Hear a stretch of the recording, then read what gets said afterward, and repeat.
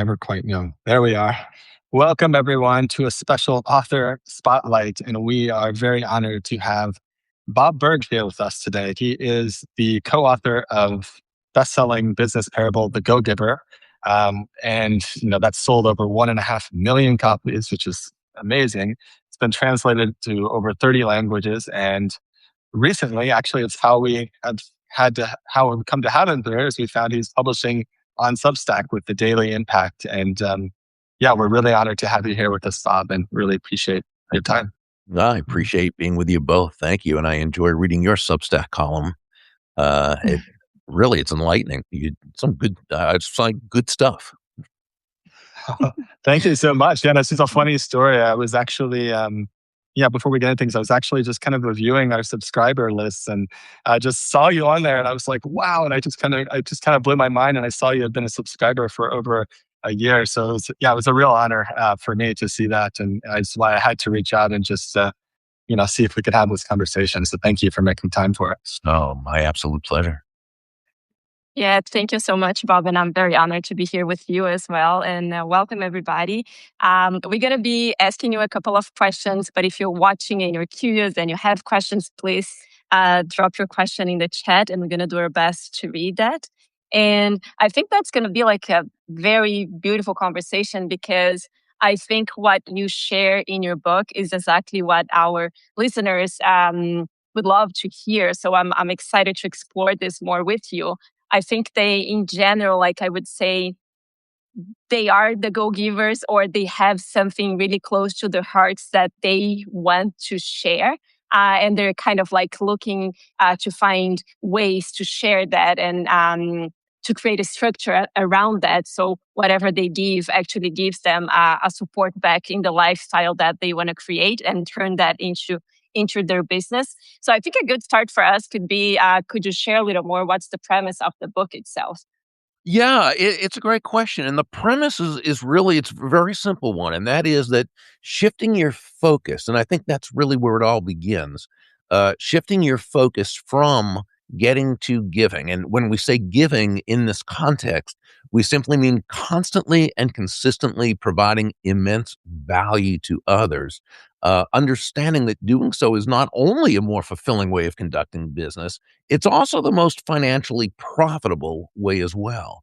And not for any kind of, way out there, woo-woo, magical, mystical type of reasons. Oh, just give and good things. No, not really. It's much more rational. It's much more logical than that. And that is really that when you're that person who can take your focus off yourself and place it on serving others, discovering what they need, what they want, what they desire, making it not about you, but helping them solve their problems and challenges, making it not about yourself, but rather helping move them closer to happiness.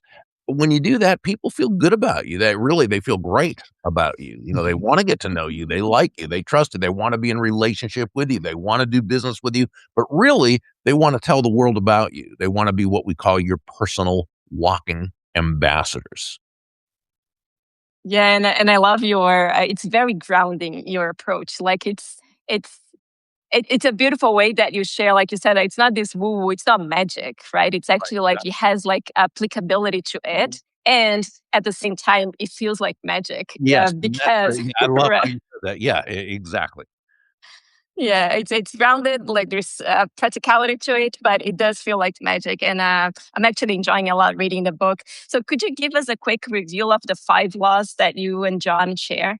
Sure. The laws themselves are the laws of value, compensation, influence, authenticity, and receptivity. So the law of value simply says your true worth, in the business sense, of course, is determined by how much more you give in value than you take in payment.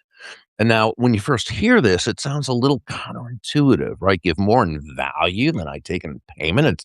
It, sounds all nicey nice and everything, but that sounds like a recipe for bankruptcy, right? Give more in value than I take in payment. So we simply have to understand the difference between price and value, right? Price is a dollar figure, or it's a peso value, or it's a euro value, or it's a yen value. So we'll just say dollar in this case.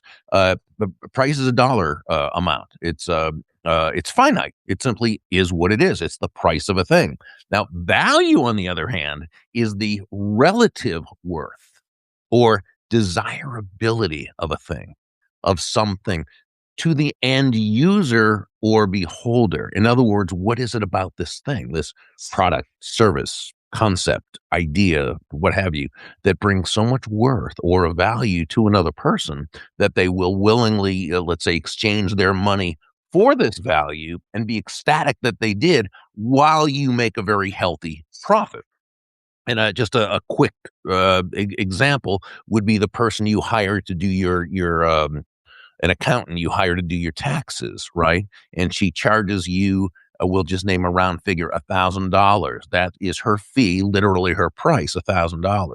But what value does she give you that makes it so worthwhile for you? Well, through her years of learning and knowledge, her desire to get to know you and your business and what you're looking to accomplish, she is able to save you $5,000 in taxes. She saves you countless hours of time, which frees you up to do what you do best or what you'd rather be doing. She provides you and your family with the security and the peace of mind of knowing it was done correctly. So she's given you well over $5,000 in value in exchange for a $1,000 fee or price. So she gave you more in value than she took in payment. Now, you feel great about it because you receive much more than what you paid for, but she also made a very healthy profit because it was worth it to her to exchange her time, her energy, her knowledge, right, for that $1,000 fee or price. So both, in fact, and really in any market-based exchange, there should always be at least two profits, the buyer profits and the seller profits, because both of them come away better off afterwards than they were beforehand. That's the basic law of value. It goes much deeper because we also have to understand that it's not just the intrinsic value of what you're providing, because all your competitors can do that too. It's also the experience. It's the extrinsic value. It's the buyer experience that you're providing and how you make them feel about themselves through your excellence, consistency, attention, empathy, and so forth. Yeah. Yeah. So law number 2 is the law of compensation.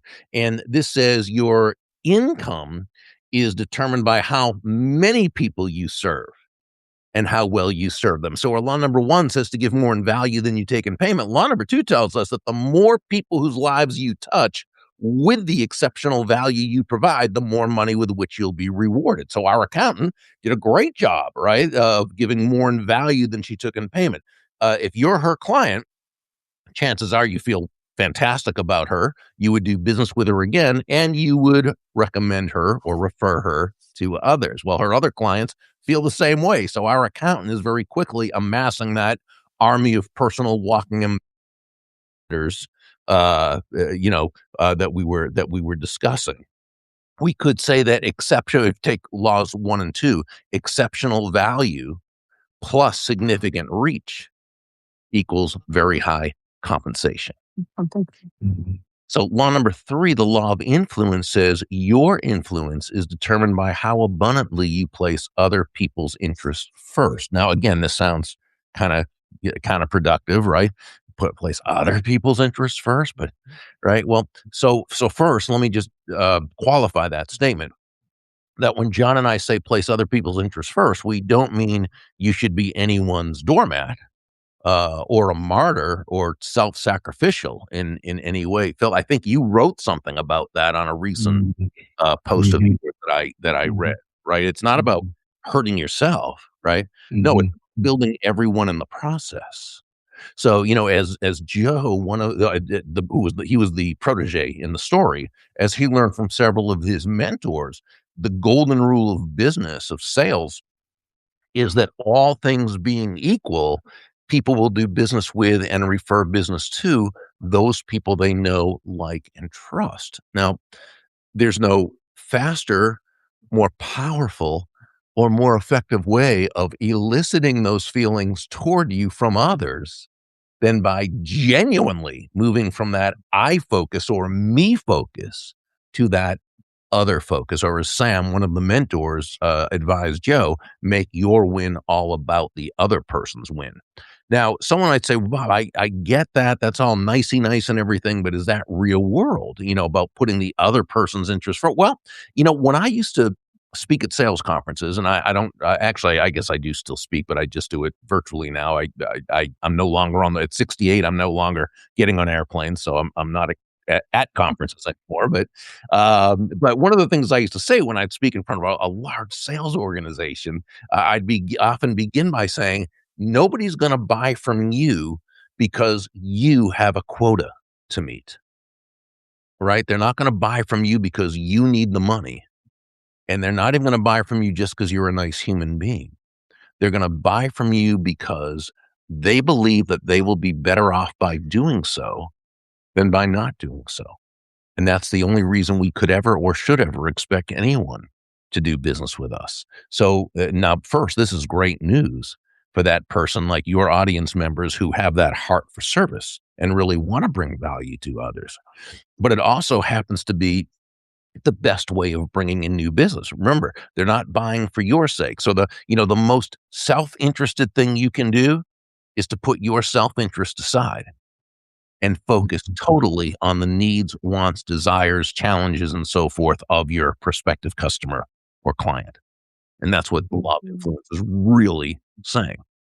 Law number 4, the law of authenticity, says the most valuable gift you have to offer is yourself. Now, in this part of the story, one of the mentors, Deborah, she shared an important lesson. She learned that all the skills in the world, the sales skills, technical skills, people skills, as important as they are, and they are all indeed very important, they're also all for naught if you don't come at it from your true, authentic core.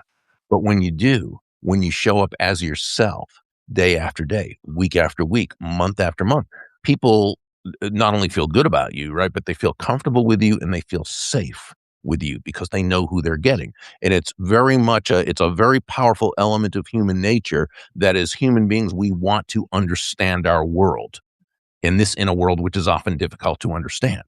So we crave consistency in others, and we demand consistency of people we're going to trust. Without that consistency based on authenticity, that trust is just not going to be there. Now, one other thing about authenticity before moving on is I almost think, and maybe this is social media, maybe it's whatever it is, but I almost feel as though the concept of authenticity has been hijacked a little bit. Authenticity now seems to mean no boundaries. Just let it all you want, Yes. salt who you want, language that whatever, because, well, it's authentic. And so I respectfully disagree with that. This would be like the person who says, well, I have anger issues and I yell at people a lot. And if I were to act any differently, that wouldn't be authentic of me.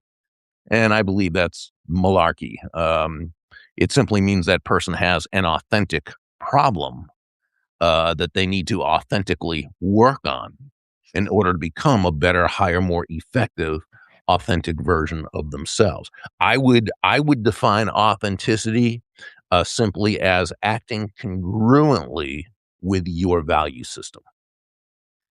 And then law number 5 is the law of receptivity. And this sort of brings it on home. It says the key to effective giving is to stay open to receiving.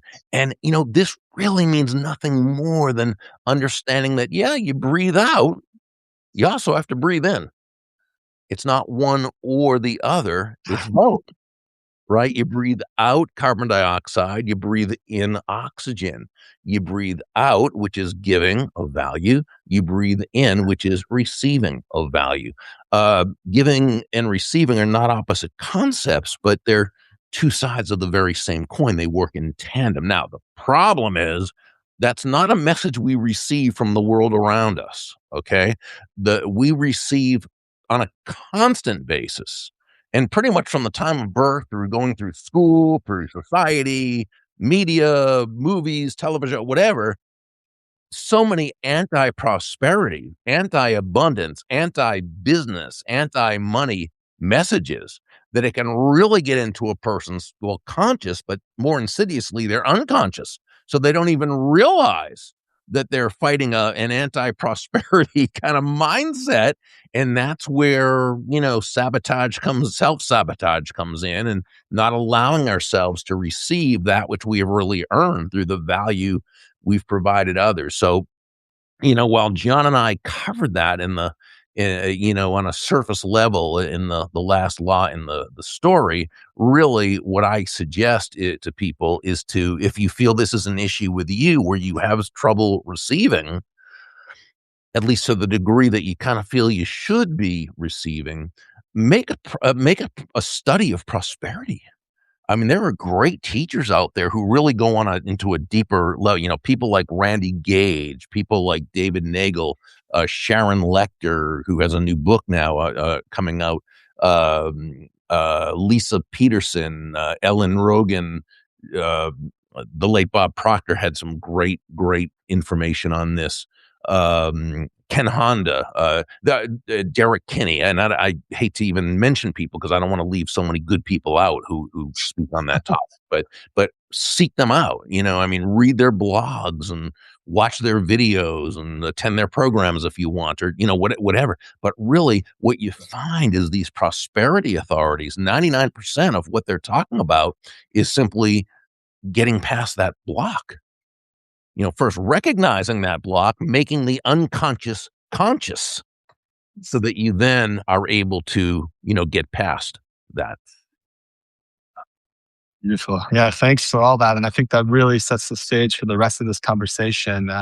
Caroline and I, before this, we're just thinking about what would be most in service to our audience. And the first thing I wanted to ask you about, kind of diving in more, is that line in the book where you and John wrote, like, does it make money is not a bad question, but it's just not the first question you should be asking. And this is something I feel like we see all the time with our audience, is this tension between kind of like their desire to bring all of who they are, all of their gifts, their expression forward, but also feeling concerned about whether there's a profitable path there. And so I would love if you could kind of expand on that or share more on your perspective about how you see it. Yeah, and I think it goes both ways, because on one hand, yeah, they want to do something they really enjoy, but wonder if it's going to be profitable. But on the other hand, a lot of times they're doing something they love, feeling that they shouldn't make a profit because they love it too much. And it's not about money, right? Now, Mhm. so this is what we call the treacherous dichotomy, or the false dilemma. And it's so very important that we recognize it. False dilemma can be defined as the unnecessary use of the word or. So when you're a little kid, if anybody ever asked you, hey, when you grow up, do you want to be wealthy or happy? I love that. Right? Well, the answer is yes. Right? Yeah. Mhm. The good news is that money, and I learned this term from John Mann. The guy's so smart. And what he said was, money is simply an echo of value. Right? Money is an echo of value. You must focus on the value you're providing another human being, right? You focus on the value. The money you receive is simply a natural result of the value you provide. Now, in that part of the story, Joe talked about, he tasted Rachel's famous coffee, right? Which was just a thing that it wasn't a business yet. It was just and he said, this is great. And he kind of whispered to, to Pinder, you industrialize this on a mass scale, you could make a killing, and Pindar had just said, how Rachel loves to share her coffee. And he said, Joe, just to make sure we're on the right, we're facing the same direction, you're talking about making a killing, and I'm talking about sharing, sharing the coffee. And he said, and so Joe asked Pindar, are you saying asking if something will make money is a bad question? And Pindar said, no, asking if something will make money is a great question. And it is. Okay. It's a great question. It's just a bad first question. First ask, does it serve? Does it add value to the marketplace? You could even say, is there a market for it, or a market I'm willing to create? Now, again, none of this is touchy-feely stuff. This is very important, in that if there's not if it doesn't add value, remember, value is always in the eyes of the beholder. So it's not whether we think we've got the greatest product or service in the world. That's not important. I mean, it's important. We have to believe in it, but it's not important in terms of whether it's going to do well in the marketplace. What's important in the marketplace is, do they believe it's the greatest product in the world for what they, for what they need? So first, does it serve? Is there a market for it? Now, if there's a market for it, wonderful. Okay, now you've also got to ask, will it make money? Because if it won't, now you've just got an expensive hobby. And there's nothing wrong with hobbies. We believe in hobbies, right? They're fun. But that's not a business. Okay. So you can have two things. So if you start with, will it make money? You're putting the cart before the horse, because your client doesn't care, or your potential marketplace doesn't care if it will make money. They care, is this something that's going to make my life better? So if you start with, will it make money? You're facing the right. You've first got to ask, will it add value? Okay. Now, then the answer is yes. Okay. Now, will it make money? Can this be a profitable venture? And that's the whole thing. Now, let's go back to what we were talking about with, they love what they do and they kind of feel guilty about making money from something like it, but I'm having so much fun. Now, where was it that we learned that having fun and making money are dichotomous? Well, we learned that from society. In society, they learned it from other people before them in society, and they learned it from other people in society, right? So, no, if we can have fun, if we can do something that just jazzes us, that we love the contribution it makes, and we love how it affects our customers and our clients, and we make a ton of money from it, that's beautiful. What a wonderful way to live life. Yeah, I just want to make a comment because I was relating to, it's been a couple of months already that I wrote a piece about work, and it came to one of our community calls, and people were sharing about how heavy it is to ask for money because it's coming from the heart and, connected to this conversation. And I went deep in researching about the origin of the word. And then in Portuguese is trabalho, and it means it comes from trapallion, that is like a instrument of torture. And then the whole background around working and all of that comes from something that's the opposite of having fun. So then when you add the fun into the business, then all of a sudden, just the way you said beautifully, then money is not in the game anymore, or it's just wrong. And I'm like, that's huge, because and in many different cultures, it has this element of torture. And it was fascinating research. It is fascinating. You sound like John. John's like that too. John David Mann. He looks up and he investigates the meaning of every word, and it's so fascinating when you look at some of these and you see what it really is. Like, for example, let's take sales. Okay, there's a lot of people say, oh well, and again, they're great at what they do. They love their product or service. They love what they've invented or whatever it is. Oh, I could never sell. I hate selling. And my suggestion is, they don't hate selling. They hate what they think selling is. Yes. Right? If you think that selling is about trying to convince a person to buy something they don't want or need, which, by the way, is not selling. That's called being a con artist. Okay. But if that's what you think selling is, of course you're not. If you have good morals and good standards, of course you're not going to like it. But now let's look at, and again, John looked up the word sell. Well, the Old English root of the word sell is selan, which meant to give. So when you're selling, you're literally giving. Now, someone might say, well, wait a second, Bob, that sounds good and everything, semantics and so forth. But really, when you're selling, what are you really giving? Well, let's say you are in a sales conversation with your prospective customer. Okay. We don't use the word pitch and go giver. You're not pitching anybody. A pitch is something you do to someone, not for someone. We don't pitch. We have sales conversations. Okay. So you're in a sales conversation with someone. Okay. So you're selling. Well, what exactly are you giving? We suggest you're giving that person time, attention, counsel, education, empathy, and ultimately immense value. Now, so we reframe selling from something that you're trying to do to somebody to convince them to get something they don't, right, to something where you're giving them time, attention, counsel, education, empathy, and value. Well, now that puts selling into a whole different light. Now you can be proud of the fact that you're selling your product or service.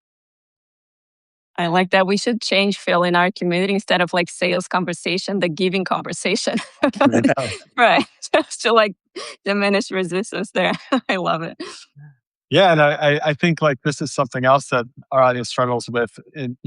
Sales and marketing, they're kind of intertwined, but I feel that, for example, even just seeing here on Substack, they struggle with this idea of feeling overly self-promotional, and somehow does conflict with this identity of being a giver. And so, you know, anything else you can say about how you reconcile that tension? Like, is there a way to just consistently be putting yourself out there, being visible without making it about yourself? And I think you've already kind of pointed to this in many ways, but if anything else comes to you. I think it comes down to if you're consistently giving value, okay, and that's the relationship you have with your reader or your whomever, listener, viewer, whomever, and you're consistently giving value. You can promote your products or services, and there's absolutely not only nothing and not anything wrong with this, but I think they would be glad that you did, because if they see it's something that's going to add value to their lives, and they would want to do it. And if they don't think it would add value, they're welcome not to do it. And so that's okay. It's a win all around. I think that when we promote ourselves, though, we always want to do it keeping the benefits of the other person to the other person in mind. So whenever we tie in something that we're doing to how it helps them, now you're talking, it's sure, it's a promotion. We still have to be able to promote it. If we don't, no one's going to know what we're doing. Right. And then people can't experience the benefits. But so long as we tie it into how they are benefiting, then it's a lot more palatable. Mm-hmm. Beautiful. Yeah. Thank you for sharing that. And kind of shifting gears a little bit, the time I wanted to ask you, what would you say to someone who feels they've been showing up with this heart of service? Maybe they've been given for years and they don't feel like it's quite come back to them yet. And so how does someone with this go-giver mindset, or, how do they maintain faith that this approach is the right approach when the results might not be showing up in the timeline that they're hoping for, maybe? Yeah. So whenever I have had someone who has come to me with that, and we've done a real diagnosis, there are generally two reasons. And 95% is the first reason. And that is they believe they are providing value or giving value to the marketplace when it's value as they see it as being of value, but not necessarily as the other person or marketplace or people see it as being of value. But remember, it always goes back to value is in the eyes of the beholder.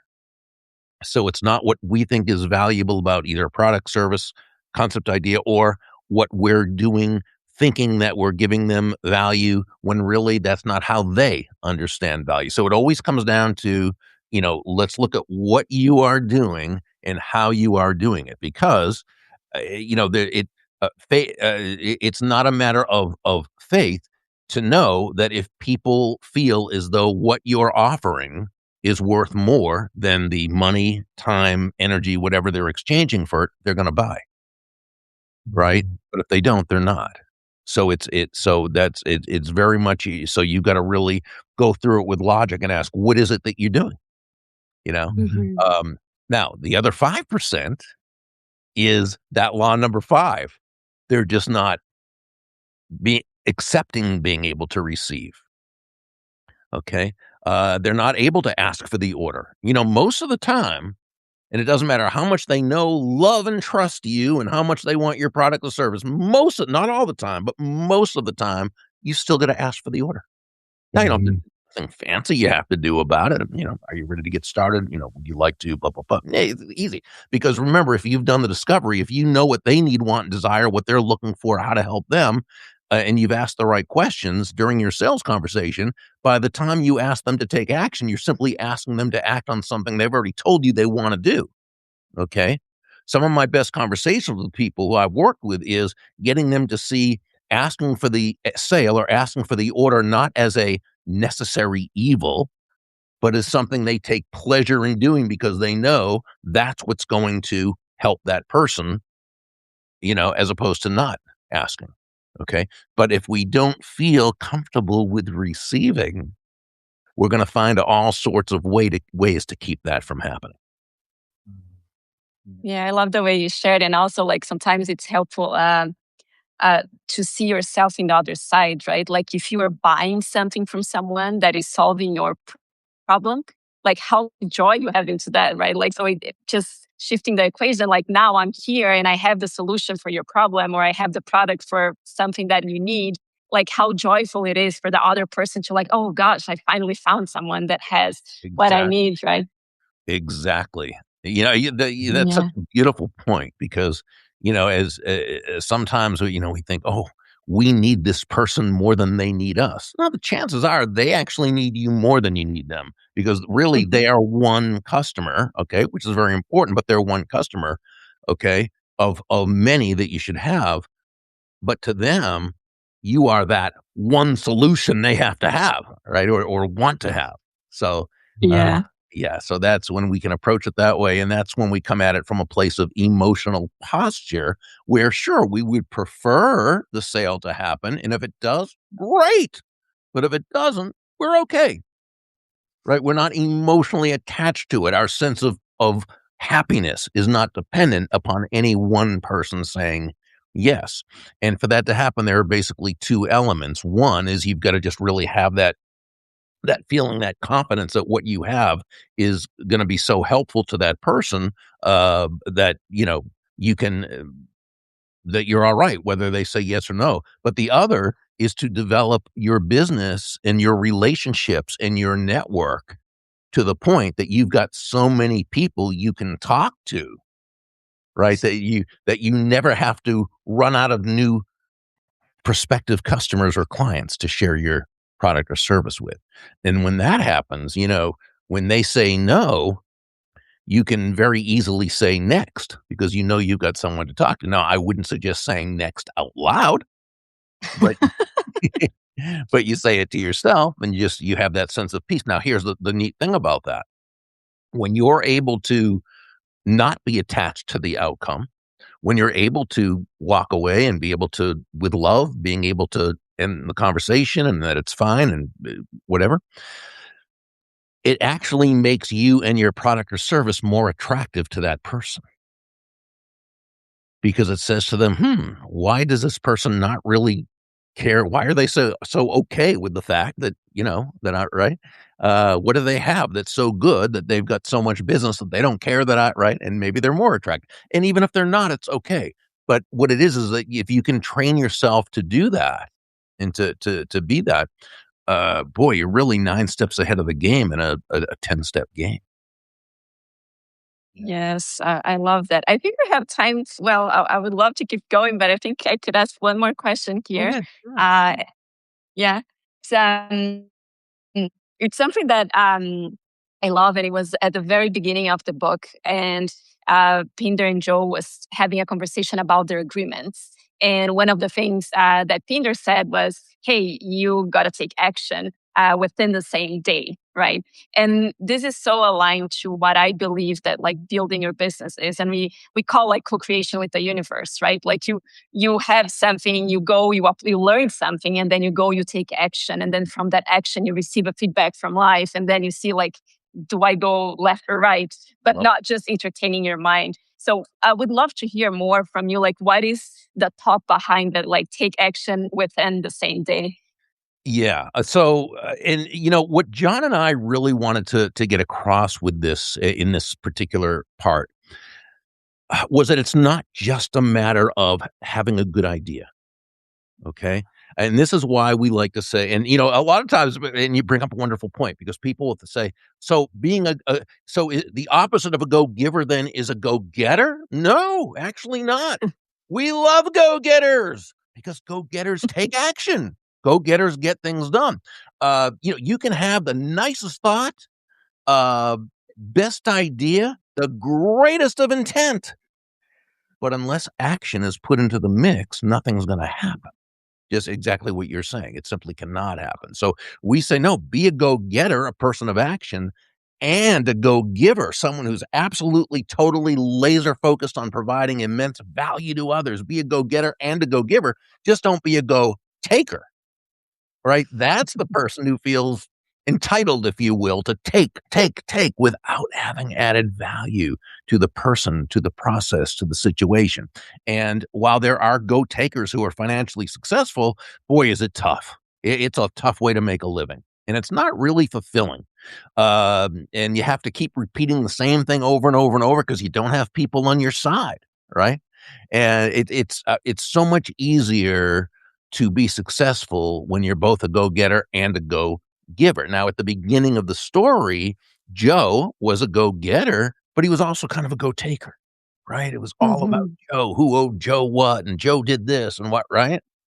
Joe, after speaking with the various mentors, he kind of transformed from, now he was still a go-getter, still a person of action, but now he was a go-giver. His focus was on, okay, what kind of action can I take that's going to make the lives better of other people? One of my favorite books, maybe my all-time favorite personal development book, is a book called Living Untethered.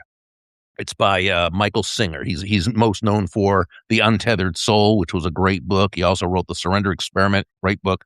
But his third one, to me, Living Untethered, absolutely, totally just went to a whole different level in helping us get to know about ourselves, the human experience, and why we have these things that we have trouble getting rid of, these bad feelings, and just brilliant book. So here's what he said, and I have this taped to my computer, so I'm looking up as I'm saying this, so please forgive me. He wrote, and I cut out this quote. He said, "The highest thing you could do with your life is to make it so that every moment that passes before you is better off because it did. That's the highest definition of the purpose of life, that every single moment, every person, every moment that happens to unfold in front of you is better off because it passed by you. It was raised a little," right? I mean, This is beautiful. you do that, and wow, now you're talking about coming at it from a whole different plane, right? Yes. You just gave me. Thank you for the reminder. It's so makes so much sense why we're having this conversation. I'm also a huge fan of Michael Singer. I've spent time at Temple University in Florida. Oh, But just hearing you share that quote again actually gave me goosebumps. So thank you for that. But I know I want to be respectful of your time, Bob. Just to kind of wrap up, thank you so much for your generosity in being here. But I wanted to ask, of course, we would suggest anyone either here with us or watching on replay, check out The Go Giver. It's an amazing book. I hadn't read any of your other books, and now I feel like I have this whole list and I want to get through all my Kindle. So I'm looking forward to that. But if someone has heard something that's kind of piqued their curiosity, what might you suggest for folks as a first next step, or is there anything that's particularly exciting for you right now that you might want to share? I'd love to give you space for that before we close. Thank you. Yeah, I would just say visit Burg, BURG.com. And while there, they can subscribe if they'd like to the Substack column that you were nice enough to mention earlier. They can also read chapters, a couple chapters from any of the books to see if they like them first. And then they can always click through if they like. And anything else, get a bunch of fun stuff there. So I just invite people to come to Burg.com, hang out, have some fun, and then we're there. Cool. Yeah, but I really thank you guys for, again, like I've said, I've enjoyed your work for a while now, and you guys are both such wonderful hosts and really just nice people. So thank you so much for having me. Yeah, thank you. Thank you so much for being here with us. And thank you for everybody who joined. I'm just right now looking at the live chat, and I see a couple people. And I'm not a good multitasker, so I'm not able to really do that while we're talking. But just as we're doing, I'm kind of looking. I see a bunch of friends of mine who are on the call. So hi everybody, my old friends and new friends. Hello. Cool. And yeah, we're gonna, Bob, one of the things we do with interviews like this is we'll create kind of an official recap and we'll publish it on Substack. So if anyone's hearing us as we're wrapping up or even on replay, if you have other comments or things, you can definitely bring it to Substack. And yeah, I saw you, Bob, on our note earlier today. It was great to see you kind of mixing up and being part of the community. And that's one of the things I love so much about Substack is it's so community driven. So yeah, thank you again for being here with us. It's a real pleasure and honor. Oh, And my pleasure. Thank you all. if there's any way we can support you in the future, yeah, we're definitely here. You've got an ally. So thank you. Likewise. All right. Have a beautiful Thank you day. so much. Bye, everyone. Thank you. Bye. Bye.